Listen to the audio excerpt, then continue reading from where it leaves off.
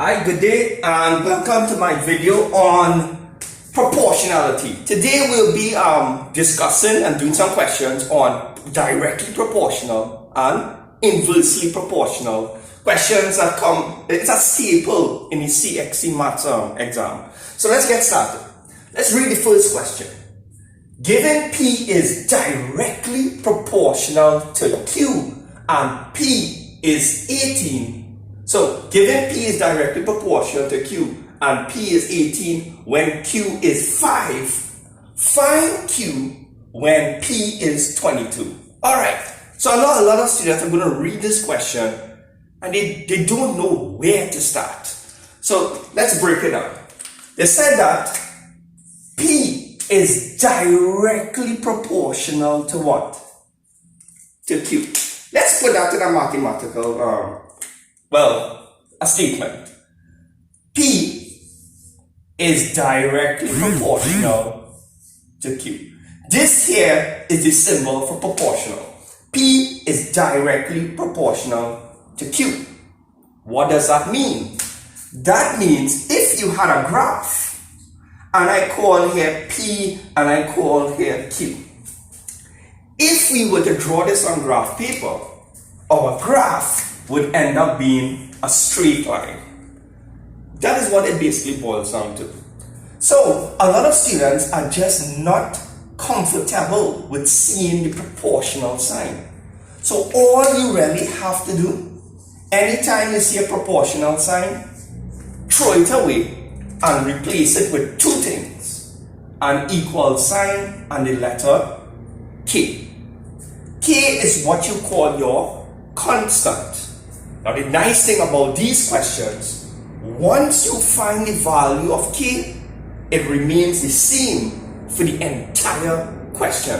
So if we were to find K, don't worry, I will show you how to do it just now. If you were to find K, that means that if K were 2, that means for the rest of the question, K will automatically be 2.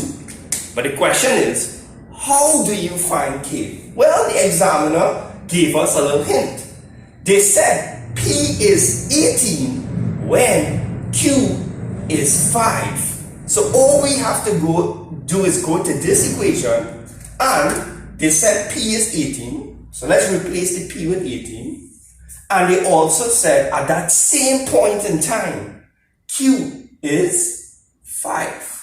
So all we have to do is use our algebra skills from here. Between here and here, there's a multiply.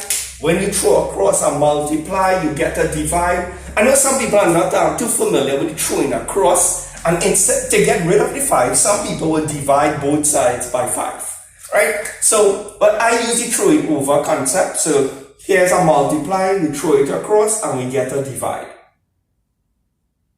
So K is 18 divided by 5. Let's put that out. Let me just get my calculator very quickly here. Right. 18 divided by 5.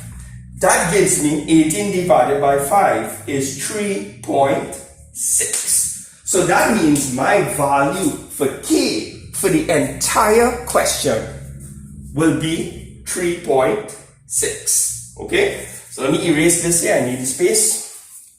All right. Now, in these types of questions, you have to remember to try to find K first. That's your main objective. So in part A, find Q when P is 22. So let's go back to the original equation. Remember we had P is directly proportional to Q, but we said it's okay to throw away the proportional sign and replace it with an equal sign and what? K. And we just found out K was how much? 3.6. Right. So now they want us to find Q when P is 22. So we just have to go to this equation where we have the value of K in its place already. Replace Y. Sorry, not Y. So because I'm saying Y, but it's really P. Replace P with 22. And we just have to solve for Q. Between here and here, there's a secret multiply. You throw across the multiply, you're going to get a divide. So we just need to divide this. and we will have the value of Q. 22 divided by 3.6, well, I got a reoccurring number. I got 6.111111. So just going to put a reoccurring number. So the answer for this question, they had asked us to find the value of Q when P is 22, and now we have the answer. It's 6.11 reoccurring. Okay? So let's try part B now. Okay? They want us to find P, right? Find P. Well, this always be the word when, so I made a mistake there. When Q is 3/4. So we're going to use the same equation. Remember, upstairs here, we found the value of K. And I keep telling you that once you find K, it will remain the same for the entire question. So let me clear up here. So this is the equation. And they want us to find P when Q is 3/4. So now they are telling us the value of Q. And Q is how much? 3/4. So we just go here and insert it into the equation. And we just have to multiply this out to get P. Right? Now, 3/4 is the same thing as 0.75. Some people freak out when they see fractions. I'm not a big fan of fractions myself, so whenever I see an easy fraction, I just turn it into a decimal. So let's take 3.6 and multiply by 0.75. And I get 2.7. So we have the answer for P. When Q is 3/4, you can expect P to be 2.7. A very easy question once you have the value of K in the first place, right? And there will always be a way to figure out K. So let's move on to question 2 here, right? Let's move it around. All right, I'm just keeping an eye on the timer. I'm trying to keep my videos below half an hour, right? All right, so given that B is directly proportional to A, complete the table. So the examiner gave you this table. So let's write this in a mathematical form. B is directly proportional to A. Remember, if you're not happy or comfortable with the proportional sign, throw it away and replace it with an equal and a K. Remember what directly proportional means. It means that if you had graph paper and you put B here and A and you plot B against A, you will get a straight line. Okay? That is what proportional, directly proportional means. So remember, we have this equation now, but we have K. Remember, you have to find K first. Sometimes the examiner is nice and he will say, find K. And then sometimes he leaves it as a total mystery. Meaning that you have to take it upon yourself to always find K no matter what in these types of questions. So how do we find K? They gave us a table this time. You notice something is missing here and something is missing here. But only one column is complete. In the middle column, it just so happens we have a value for A and we have a value for B. So we can use that to find the value of K. So B, according to this complete set of values here, when B is 9, A at the same point in time is 5. So we're going to solve for K. Between here and here, there's a multiply. Throw across the multiply, you get a divide. So that means to find K, we just have to take 9 and divide it by 5. 9 divided by 5 is 1.8. So that means for the rest of this question, K is going to be 1.8. So let's try to figure out the missing values now. Right. Let's try to figure him out first. Remember, we have a value for K. So the equation that we're going to use is B is equal to, remember K is 1.8, and then we have E. Look over here now. We want to find B, knowing that A is 3. So B is equal to 1.8, and you just replace the A with 3. And you multiply both of them. 1.8 by 3 is 5.4. And to figure out this missing value, we go back to the same equation. B is equal to 1.8A.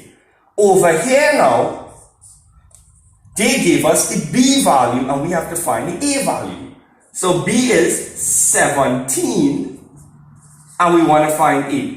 Between here and here, there's a multiply. Throw across the multiply, you're going to get a divide. Divide the 2, and we will get A. 17 divided by 1.8 is, we got a reoccurring number. 9.44444444 reoccurring. And that is 2 questions on directly proportional. Hi, good day and welcome to my next video, and today we're going to be doing the opposite of directly proportional. Instead, we're going to be doing inversely proportional. So here we have a table with some missing values, and the examiner said M is inversely proportional to N. Now, if it was directly proportional, you would have written it like this: M is directly proportional to N. However, this is the opposite. It's inversely. So when it's inversely, the second item goes underneath a 1, right? So M is inversely proportional to N. What does this mean? It means that if you have graph paper, right, and if you were to put M on the y-axis and N on the x-axis, and you were to plot the graph, you would actually get a curve going downwards like that. However, if you were to put M on the y-axis again, but instead put 1 on N on the x-axis, and if you were to draw this on graph paper, you will get a perfect straight line. So I just wanted you to know that you have to look out for these small little questions in the exam, in the multiple choice, I guess. Okay? If it's inversely proportional and you just put the letter alone, you get a curve. If you put 1 on top of the letter and replot it, you will get a straight line. Alright, so now, like in my previous video, if you're not comfortable seeing this little symbol, it's perfectly okay to throw it away and replace it with an equal and a K. But be careful, the K doesn't go underneath. The K is actually on top. A lot of people think because this is underneath a 1, when you throw away the proportional sign here and you replace it, they think the K has to go underneath. It doesn't work so. The K remains on top. And our first job is to always find the value of K. Now, looking at it like this is going to, make it look a little bit complicated. But remember, the K already belongs on top. So K multiplied by 1 is just K. So I like to write it like this. To me, it makes it easier to deal with, because 1 by K is still K in any case. Okay? How do we find K? Well, the examiner will give you a complete set of values. Look at this column here, the last one. He's saying when M is 2, at the same point in time, N is 5. So let's plug in the values here. M is 2. We don't know K. That's what we're trying to find in the first place. And at the same point in time, N is 5. So 2 divided by 1 is 1. Let's cross multiply. K by 1 is K, and 2 by 5 is 10. So that means K is 10. As simple as that. So now we have a value for K. K is just simply 10. So for the remainder of the question, K will always be 10. And we're going to be using this particular equation from now on. So let's move to the side here. Here a value is missing. So let me write back the equation. M is equal to 10 divided by N. Over here, N is missing, but we were given M. So we are given M, erase M and put 9. 9 is the same thing as 9 divided by 1. Let's just simply cross multiply and solve for N. 9 by N is 9N. 10 by 1 is 10. Between here and here, there's a multiply. Throw across and multiply, you get a divide. 10 divided by 9 is 1 and 1 ninth. Oh, 1.111111 reoccurring. So, however you want to put it, I'm just going to put the 1 and 1 ninth right now. And to solve for this value here, let's rewrite the equation. M is 10 divided by N. Over here, they gave us the value of N, and we have to find M. So, how much is N? 22. That's all we have to do, and we could simplify this. 2 could go into that 5, so it's 5 on. We just reduced it. So that means here is 5/11. Look how simple that was. Just remember, inversely proportional is when the second letter is underneath a 1 and the K always goes on top. It doesn't go underneath it. The reason I'm stressing that, I've seen students doing it over and over and over the years, and I don't want you to make the same mistake. Let's try one more, guys. Right now, this question here is what I call a very tough, it's like a just in case question. I don't think something this difficult usually comes for the exam, but it's like a worst case scenario. So I'm doing it just in case, right? They said A is directly, now we're going back to directly proportional to the square root of B. All right, what does this mean? Let's write it in a mathematical equation. A is directly proportional to the square root of B. That is how you write it. Nothing is wrong. I mean, the first letter goes first. The second letter, item goes after, and it's directly proportional, so it's a normal proportion. You don't throw it underneath a 1 or anything. If you're not accustomed, or if you're not comfortable seeing the proportional sign, throw it away and replace it with an equal and a K. We have to find K first, right? So remember, we have 2 missing values here, but our job is to always find K first. And look at the middle column now. A is 6 and B is 25. So I guess then you all know what to do by now. You go and replace the A with 6 and B with 25. But there's a big square root sign over it because that came with the question. So let's see. The square root of 25 is 5. Between here and here, there's a multiply. Throw across the multiply, you're going to get a divide.